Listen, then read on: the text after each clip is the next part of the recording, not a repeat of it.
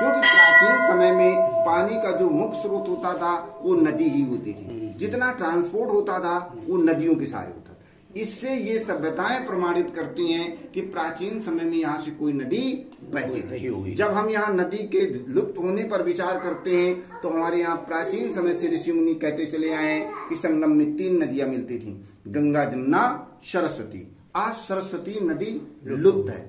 दूसरी बात, जब हम राजा हर्षवर्धन का इतिहास पढ़ते हैं तो राजा हर्षवर्धन के इतिहास में लिखा है कि राजा हर्षवर्धन ने सरस्वती नदी के किनारे बहुत से मंदिरों का निर्माण कराया। इसके मतलब ये साबित होता है कि राजा हर्षवर्धन के समय जो है सरस्वती नदी बहती थी। अब हम यहाँ की जो भौगोलिक स्थिति का जब अध्ययन करते हैं तो पता चलता है कि यहाँ से गंगा की भी दूरी वही 20-25 किलोमीटर और जमुना की भी दूरी 20-25, ये दोनों नदियों का मध्य बिंदु है।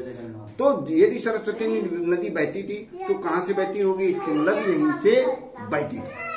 अब ये देखेंगे प्राचीन समय में जो प्राचीन सभ्यताओं का जो उद्गम मूल स्थल है वो सरस्वती और सिंधु नदी है।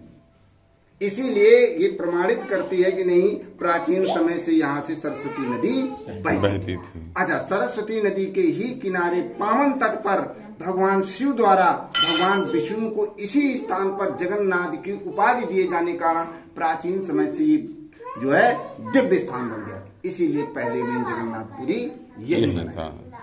जय।